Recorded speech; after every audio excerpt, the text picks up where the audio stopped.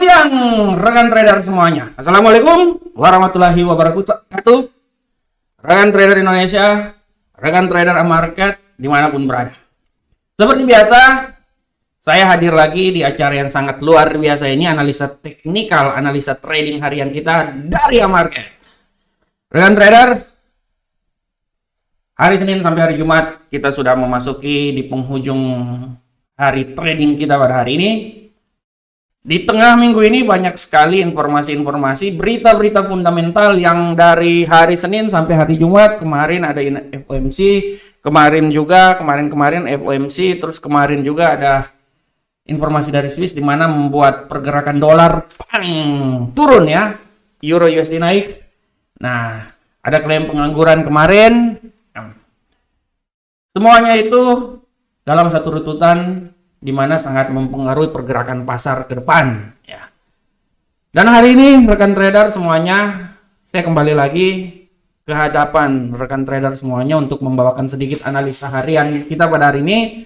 Dan seperti biasa analisa harian saya ini saya mengkombinasikan itu dengan sedikit analisa teknikal, saya kombinasikan dengan analisa fundamental. Kenapa saya selalu membawakan analisa tersebut ya? Karena gini, saya selalu berprinsip bahwa analisa teknikal adalah dalam atau orang bilang bagian utama dari analisa trading. Tapi secara garis besar, analisa fundamental yang menggerakkan ya objek yang besar untuk masuk ke dalam pergerakan tersebut. Oleh karena itu, saya selalu memberikan sedikit analisa fundamental supaya rekan trader semuanya di Indonesia ini paham dulu. Oke, hari ini ada berita ini nih. Fundamentalnya seperti kayak gini. Nah, dari informasi fundamental itu baru kita menggunakan analisa teknikal kita dalam trading. Itu yang ingin saya coba bawakan buat rekan trader semuanya. Nah, kenapa saya coba seperti kayak gitu? Karena analisa teknikal, ya namanya teknikal ya. Kita lihat teknikal itu kan dengan bantuan indikator dan lain-lain. Indikator adalah statistik matematika. Jadi ibaratnya indikator ini adalah cuman sebuah kompas untuk menentukan arah ke depan seperti kayak gimana. Tapi secara garis besar, sorry rekan trader saya mau sorry rekan trader ya, saya apa adanya aja. Jadi seperti kayak gitu rekan trader ya. Oke, rekan trader semuanya, pada kesempatan kali ini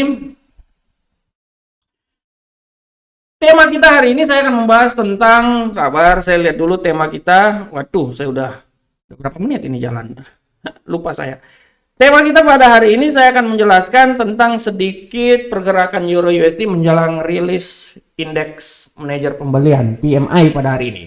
Kenapa saya mengambil tema ini? Karena tema ini menurut saya sesuatu yang sangat luar biasa ya. Tapi sebelumnya kita lihat dulu, ini ada dari Amarket, broker yang sangat luar biasa, salah satu broker yang sedang masuk ke Indonesia dan sudah lama 15 tahun. Ada leverage hingga 1 banding 3.000 ya. Ini bisa menjadi catatan buat para trader semuanya supaya dalam trading bisa memilih leverage-nya ya, karena trader di Indonesia sangat senang trading dengan leverage yang sangat besar. Oleh karena itu ini adalah salah satu orang bilang pilihan buat para trader semuanya. Oke, kita lanjut rekan trader semuanya.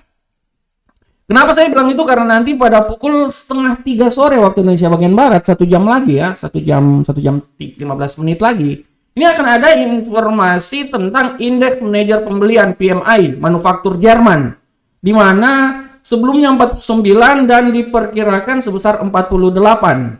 Nah, nanti kita akan bahas ya. Nah, berbicara tentang indeks manajer pembelian, sebenarnya indeks manajer pembelian ini nanti banyak pada hari ini, bukan cuman Euro, tapi juga mempengaruhi pound sterling Jepang. Jadi nanti pound sterling Jepang lagi. Pound sterling Inggris ya, pound sterling. Jadi lihat di sini ya, sedang Euro. Jadi hari ini manajer pembelian ini benar-benar ya, pembelian manufaktur benar-benar hari ini akan terjadi ya. Baik itu di Eropa maupun mempengaruhi Euro maupun pound sterling. Nah, kita bisa lihat di sini ya. Apa itu indeks manajer pembelian? Ya, indeks manajer pembelian adalah Mengukur tingkat aktivitas manajer pembelian di sektor manufaktur. Ya, jadi misalnya angka di atas 50 menandakan ekspansi sektor manufaktur, angka yang lebih rendah menandakan kontraksi. Ya, jadi bisa lihat di sini ya. Apabila data lebih tinggi dari ekspektasi dapat dianggap sebagai positif. Ya, data lebih tinggi apabila nanti 48 ini perkiraan, tapi yang keluar 49 atau 50 ya pasti euronya ini akan memberikan tekanan terhadap dolar ya. Tapi kalau rupanya misalnya dia keluar 47 atau 48,2 ya, otomatis ya, atau 47 ya, contohnya 47 ya, otomatis akan memberikan tekanan terhadap euro. Begitupun juga sebaliknya. Nah, akibat dari indeks pembelian yang akan dikeluarkan ini, kita bisa lihat di platform kita bahwa hari ini menjelang rilis informasi tersebut, kita bisa lihat bahwa sedikit agak mengalami pelemahan terhadap euro USD ya, karena penguatan terhadap dolar Amerika. Nah, ini dia. Khusus untuk euro USD kita bisa lihat karena nanti pada pukul 14.30 ya, rekan trader semuanya. Dia agak sedikit mengalami pelemahan ya, tapi rekan trader bisa lihat di sini. Kita gabungkan dengan teknikal. Teknikal kita bisa lihat bahwa dia ini sudah akan ceritanya dia udah sampai dikit lagi dia udah menyentuh di level support ya. Dan sudah ada titik crossing misalnya kalau kita menggunakan stochastik. Artinya kemungkinan besar kalau secara teknikal ini dia akan sedikit mengalami penguatan. Tapi tetap saya mau bilang buat para trader semuanya bahwa ya, saya mau bilang buat para trader semuanya bahwa teknikal ini tidak akan berpengaruh yang signifikan apabila fundamental keluar. Ini dia. Ini harap diperhatikan. Dan kalau kita, menurut teknikal dia kemungkinan besar dia akan buy, tapi kita tidak akan pernah tahu itu ya. Fundamental kalau datang semua pada out semua. Nah, oleh karena itu harap tetap menganalisa lagi. Dan kalau kita lihat ya informasi-informasinya bahwa para investor bersiap untuk serangkaian indeks manajer pembelian, karena hari ini bukan cuma satu aja ya, selain euro ada GBP juga ya, dari seluruh ekonomi kawasan euro dan Amerika untuk mendorong perdagangan yang baru. Karena keadaan kembali tenang ya, setelah ketua The Fed nanti di sesi ini akan menjadi pusat perhatian karena ya dia akan tampil setelah kemarin di FOMC dia membuat kenaikan tingkat suku bunga mencapai 75 BP. Nah, ini dia ya. Ini dia. Tapi kalau kita lihat informasi juga bahwa imbal hasil obligasi pemerintah Amerika masih bertahan pada kenaikan, mendukung kenaikan dolar dan memberikan tekanan ke bawah untuk beberapa pasangan mata uang lainnya. Plus kita harus perhatikan juga bahwa beberapa hari ke depan akan ada referendum ya. Beberapa hari ke depan akan ada referendum yang dilakukan oleh daerah-daerah yang telah dikuasai Rusia ya. Apakah mereka ini akan masuk ke Rusia apa tidak? Ya, misalnya Donetsk, Lugansk, Kherson, Zaporizhia. Nah, ini dia. Ini juga yang menjadi alasan harap diperhatikan oleh rekan trader semuanya. Jadi, secara geopolitik, hal ini bisa menjadi alasan kenapa ya dolar ini bisa mengalami penguatan ya apabila hal itu terjadi. Saya bisa lihat nanti kalau seumpamanya referendum dilakukan, ini kemungkinan besar orang akan mencari aman dan akan membeli aset dolar. Karena dolar sekarang adalah safe haven. Oleh karena itu kemungkinan besar dolar bisa naik. Kalau seumpamanya referendum akan beberapa hari ke depan akan dilakukan. Nah, ini dia. Dan saya bisa bilang 100% bahwa bagian daerah itu akan 100% masuk ke Rusia. Saya sangat tahu itu karena saya di Rusia. Ya, sangat akan masuk ke Rusia. Ini artinya pasar akan mengambil kebijakan untuk hal tersebut. Mereka mengambil sedikit keuntungan dalam hal tersebut dengan cara membeli dolar.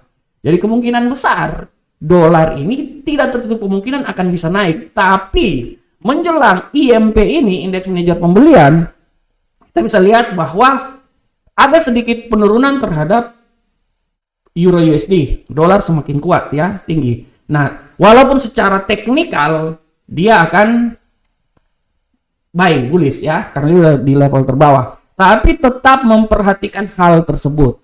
Tetap memperhatikan hal tersebut, dan banyak yang bilang juga bahwa penguatan dolar sangat kuat ya, dan dia bisa menekan euro.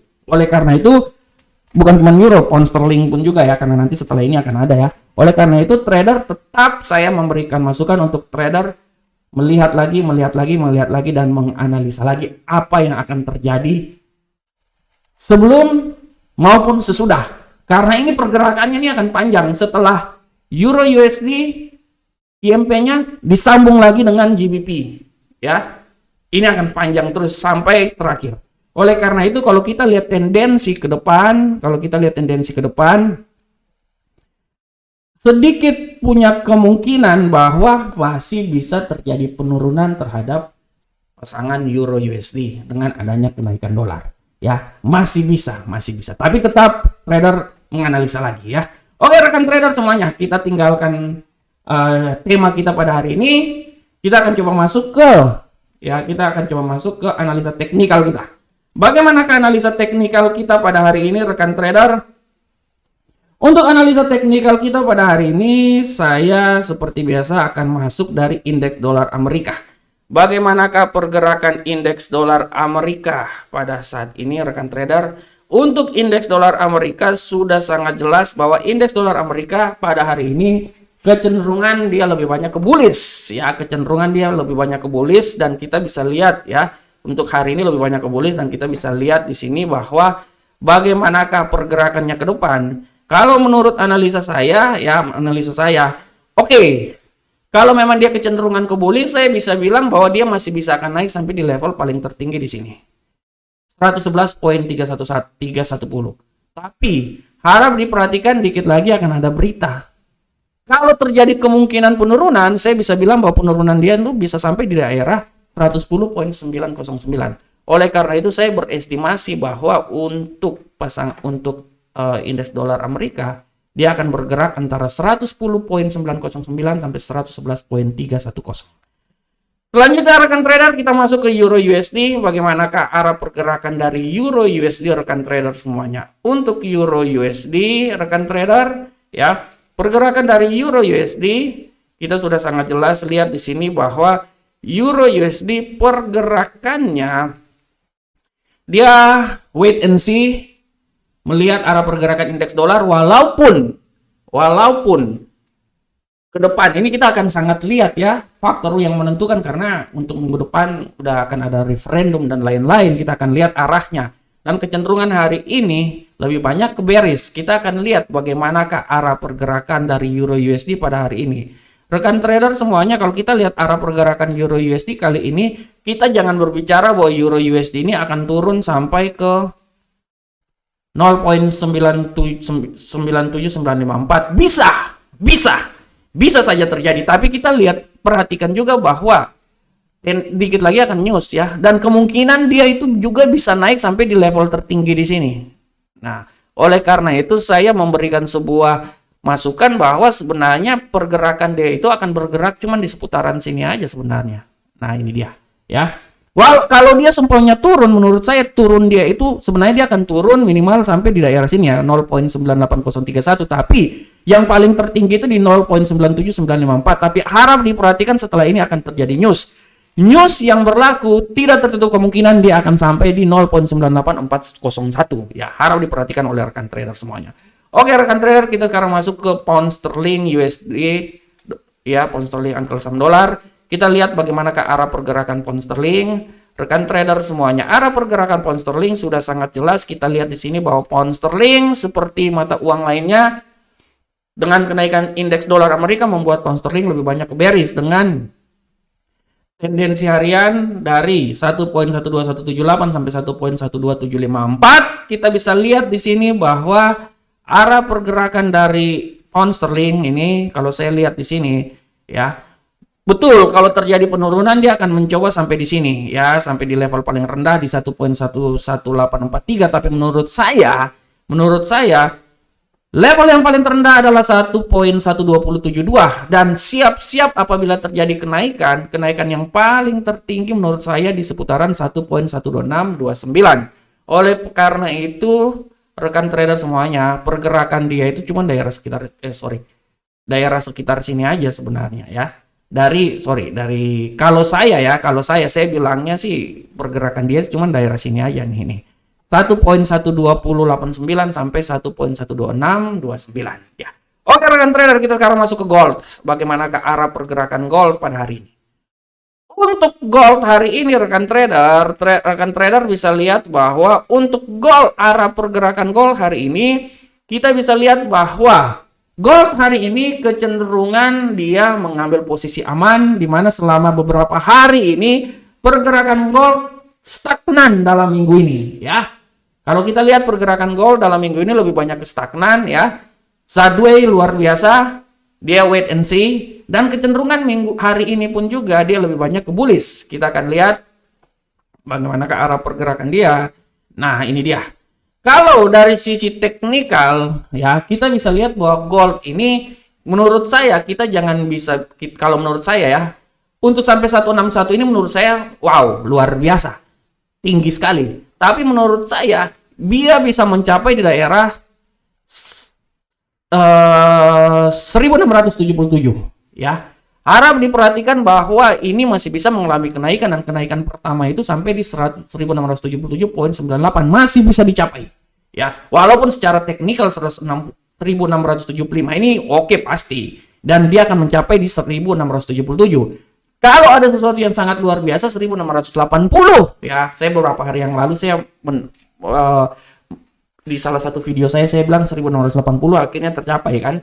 Nah, dia akan coba mendaki kembali lagi ke 1677 contohnya ya. Nah, oleh karena itu harap diperhatikan dan siap-siap apabila terjadi penurunan. Analisa saya itu di 1670 itu adalah nilai yang win-win solution yang bisa diperoleh. Oleh karena itu saya tidak mau 1680 menurut saya tinggi sekali. Saya lebih win-win solution. Saya lebih bilang bahwa 1677.98 sampai 1670.66 itu adalah daerah yang bisa dicapai oleh gold. Oke, kita selanjutnya masuk ke USD Yen Jepang. Bagaimana ke arah pergerakan USD Yen Jepang? Untuk USD Yen Jepang, rekan trader bisa lihat bahwa tendensi hari ini sudah sangat jelas. Dia lebih banyak bearish hari ini. Ya, ada sedikit fenomena. Biasanya USD Yen Jepang dia akan selalu ikut USD indeks dolar, tapi hari ini dia agak sedikit berbeda ya.